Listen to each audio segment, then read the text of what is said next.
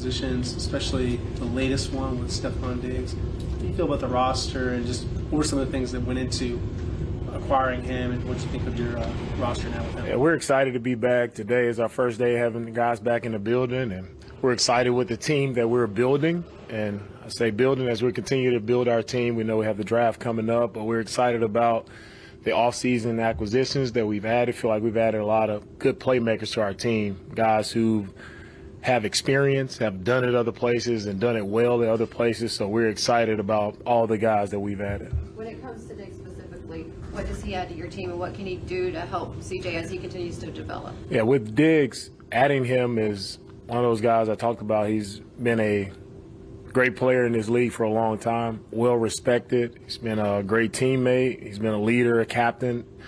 And, when you look at him and you watch the tape and you put it on, no one doubts the playmaker that he is, right? He changes games for the teams that he's been a part of, and we're anticipating the same thing for us. Down there. How did the first thought, the discussions, how did that come about? Like, how was the idea to possibly get on Diggs born? How did that come? Well, with the discussions of players adding to our team, there are many discussions of many players and many different angles to take. So I won't go into all the details on, all the discussions there. Because, last season he started out really hot, and then down the stretch he didn't clips over 100 yards. What made you guys comfortable that what he started off with in 2023 was more of who he is versus what he kind of put production-wise down the stretch? Yeah, again, when we watch the tape on Stephon and the playmaker that he is, right, we always go back to the tape and we look at a player in totality. We don't look at, this amount of weeks or those weeks. We look at the entire season. We look at the guy's entire career and what he's done, how he's been productive. The guy's been an all-pro player. He's been a Pro Bowl player, over 1,000 yards for multiple seasons. So we're excited about adding Diggs to our team. One player that you know quite well that joins the team is Aziz. Can you talk about where you saw him grow last season when he was away from your defense, and what he brings to your defense, what you saw in San Francisco? By adding Aziz to our team, you guys see we're getting a tenacious player, a guy who plays with relentless passion, energy, physical. The thing with Aziz that stood out for me last year was his first time really getting the opportunity to play full-time as a starter. And he had been in a backup role when we were there in San Francisco for a while, and he showed that he was capable of running the show and showed that he was able to stay healthy throughout the entire year. So he was durable, he was a playmaker, he was physical, he was a leader of that defense. So excited to add, not only Aziz as a player, but add Aziz, the leader. And I think he's grown as a leader, and I'm excited to work with him again. Coach, continuing in that vein, you sort of made a radical change to your front seven from last year to this year. Thought process going in there, and what we are looking at, what are y'all looking to expound on and really move forward with?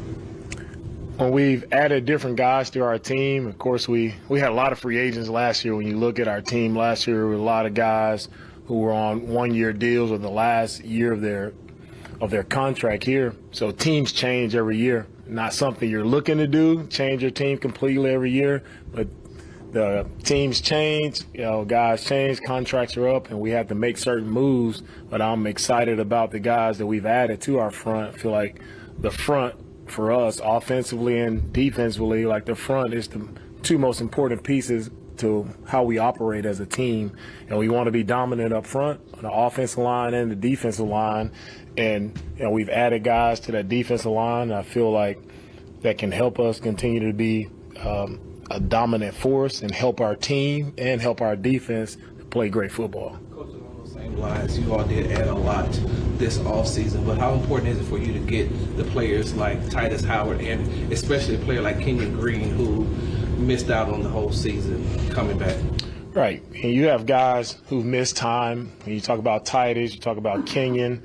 Those are two guys we feel really good about up front for us. We talk about our line being a strong suit for our team, and getting those guys back healthy will only add to our group, only add to what we're able to do up front. So I'm excited to see Titus back healthy. Excited to see Kenyon, right, competing, healthy, and to give himself the best shot to go out and show what he's capable of. So I don't think he's had that opportunity fully. So I'm excited to see Kenyon perform. He's been working out. He's been consistent every day. He's been putting the work in throughout the offseason. So excited for him. Coach, how much did all of the off-season acquisitions you guys have on both sides of the ball kind of like change the idea of how you guys are going to approach the draft? When you look at the draft and how we approach it the same, right? We go through, evaluate all the positions, and try to have a good feel for the guys that we would like to add to our team. And just because we've added guys at a lot of different positions, that doesn't stop us from evaluating every position and looking at every avenue to continue to upgrade our team and continue to get our team better. So for the draft process, our process will be exactly the same. Who can we add to our team that adds value to our locker room, adds value to us on the field? Last year you guys were hunting. Now this year, especially with what you guys did last year and the moves that you guys have made, now you guys are going to be the hunted. What's kind of that? How do you go about that expectation now that people will expect you guys to kind of be in the Super Bowl hunt, things of that nature? How do you guys go about the new heightened expectations? I appreciate the question, but we're always hunting. Right? That doesn't change for us. We're always hunting. Expectations on the outside, whatever that may be, it really doesn't change who we are, right? It doesn't. The expectations from the outside don't permeate inside our building, and now we have to change what we're doing just because of outside expectations. It really doesn't matter, all right? My message, our focus as a team it's always been consistent, the same as it was last year, is, man, you show up and we continue to get better every single day, and you're the best at your position, you're the best for our team, then that's what wins games, right? For us, when everybody is really striving, putting the work in, right, to be better. And that's what it's all about. We don't care about expectations. Talk doesn't win games. We have to go out and play good football when that time comes. Over the years, the NFL has changed their off-season programs with different elements. Could you talk about how the off-season program is for 2024, and if at all it changes having the Hall of Fame game being the first preseason game? Yeah, off-season will go about it the same as we've been. The off-season, as we start out our phase one, right, it's all about, we have a lot of new players, different new coaches, so it's about our coaches and players connecting. That's the first and foremost thing for me. It's players and coaches being able to connect. So our coaches did studies on our players to help them to find areas in their game where they can get better. And that second phase and the third phase, we'll go out on the field and be able to work with our players and try to help them master the techniques and fundamentals that we've been coaching and teaching in the meeting room. So the off-season hasn't changed over the years. It's all about perfecting your fundamentals and your techniques, and that gives you an opportunity when you show back up at training camp. That gives you an opportunity to compete at your highest level. You pointed out everything starts up front for you. When you turn on the tape, you're looking at specifically defensive tackles. What are you looking for at that position? With our defensive tackles position, what we're looking for, we play an attack style front, and we want guys who can attack. We want guys, you can do that no matter the size, right? You talk about, is there a certain size you're looking for? I've seen guys do it at 280, 290, seen guys do it at 315. So there's a different range for different types of players. It's all about our guys just being explosive up front and being able to do what we're asking them to do. DeMeco, given the success that you all had with Tank and Nico specifically, why did you all feel like it was important to add more elite weapons? I don't think it hurts to add a lot of playmakers to your team. So as many guys as you can add, we're trying to add as many playmakers as we can, offensively, defensively, right? We're trying to build the best team for 2024, and that's what myself and Nick, that's what our job is, to add the right pieces, acquire the right players to have us go out and be our best in 2024. After what CJ did last year, all of his accolades and everything, what's one way where you really think he can improve in year two? Yeah, with CJ, we're very proud of his success in his first year. I mean, he came in and probably shocked a lot of people with how he played, and he played at a very high level. He continued to progress and get better throughout the entire year. So we're very excited about what he was able to do. Now, can he pick up where he left from, right? As he finished the year off, he had a strong year, but as a player, you always are your toughest critic. Can he continue to master the same thing I talked about, those techniques and fundamentals? Can he master those things to continue to lead our team in the way that he's done it?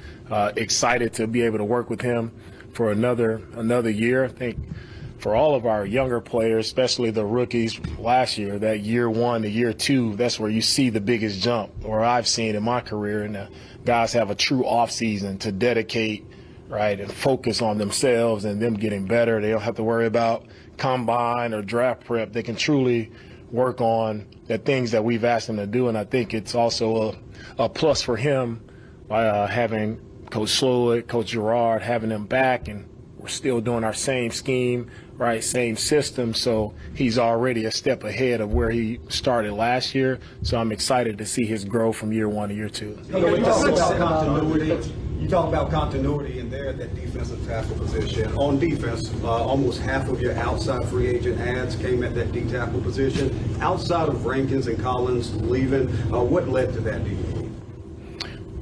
When it comes to free agency, then acquisitions, there's a lot of things that go on, like behind the scenes, that a lot of people would have no idea, how this happened. How did you move on from this player? How did you acquire this player?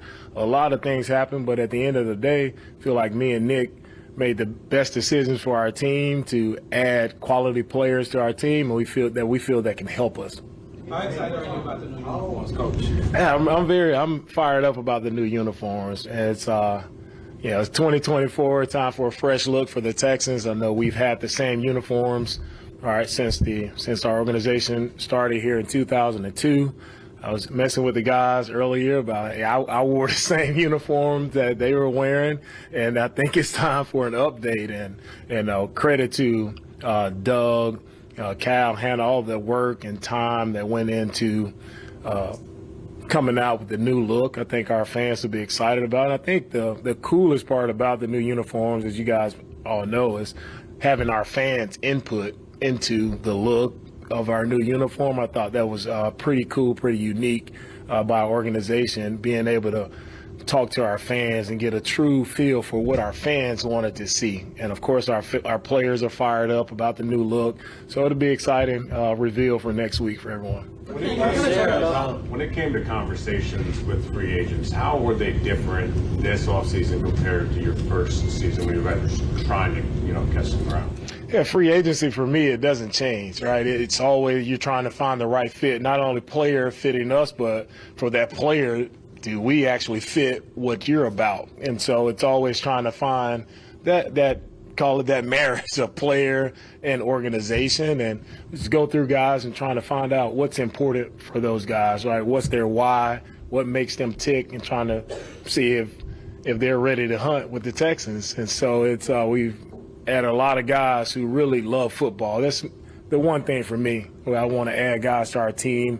How passionate are they about football? How excited are they about going out and working and getting better every day? Now that you guys have started off-season program, in regards to Tank, has he been participating? Is he going to be ready by training camp? What's kind of the timeline in regards to Tank being back? Yeah, thanks. With Tank, man, Tank is back. He's starting to get in with our guys here at the off-season program. So excited to have Tank back. That was a devastating loss for us last year. Losing him, he's such a dynamic player for us, such an inspiration for myself, for a lot of our team. So I'm excited to see Tank back working with our guys, and excited to see him make that same jump that I talked about year one and year two. How's the Ryan household adjusting with the new addition? How y'all just? You didn't make changes here. Y'all have changes at the house. How's that going? Oh, thank you for that question. My wife is doing an outstanding job with the transition of our newborn baby girl. So it's fun. 2-month-old now. So it's always exciting, always changing. But it's fun. And thankful for my wife for all the tireless work that she puts in to allow me to get some sleep while she watches the baby. Hey, DeMeco, can you talk about what do you have to guard against with the young players going from year 1 to year 2? I mean, there's a lot to build on, but what are the things that you have to kind of make sure it doesn't go the other way? The biggest thing I think, Kim, from year 1 to year 2 is you have to watch guys who've had a lot of success. Right, guys, you can't fall into a trap of that you've made it, right? Just because you have success in year 1, that doesn't garner that you're gonna instantly have success in year 2. Right, you still have to put in even more work, right? Because now, you have a year worth of tendencies on tape. Other teams around the league are watching you. They're kind of honing in on what you do well. So how are you going to attack your offseason and truly focus on improving your craft and being better than you were in year 1? Guys can't, you can't fall asleep to, I did it 1 year, it's easy, and you relax your second year. That's the biggest thing I've seen where guys kind of have that drop in their second years where they relax and they think they have that I made it moment. Nobody's ever made it. You continue to put the work in, you dive in even harder because you've had success. Season for Derek Stingley Jr. What do you see from him in terms of continuing to build on what he did at the end of last season when he was excelling, and just your hopes for him this year? Yeah, for Derek and what I look for him this year, I look for him to continue to make strides in his game. He's come along really well. 5 interceptions last year, played really well for us. When you talk about attacking the ball, really shutting down one side of the field, it was impressive to see him grow as a player, coming back off the injury and just seeing the way he worked and the way he got after it. He was a guy that teams started to go away from. So it's whenever you have a corner who can operate in that manner, it's only a plus for us, and I see Derek continuing to get better this year as well. Thanks, Coach. All right. Thank you, guys.